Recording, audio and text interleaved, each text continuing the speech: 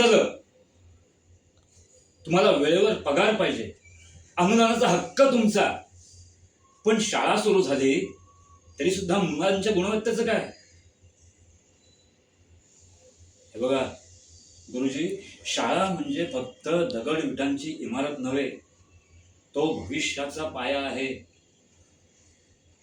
अहो, या ग्रामीण भागातून गरीब शेतकऱ्यांची मुलं आपल्याकडे येतात, मोठ्या अपेक्षेने येतात. त्यांना फक्त पास करायचं नाहीये, तर त्यांना उत्तम माणूस बनवायचं आहे. त्या मुलांच्या डोळ्यातली चमक बघा,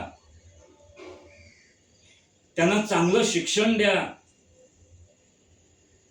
मी पुन्हा जेव्हा येईन ना शाळा तपासणीसाठी, तेव्हा मला मुलांच्या प्रगतीचा आनंद दिसला पाहिजे. समजलं? कामाला लागा.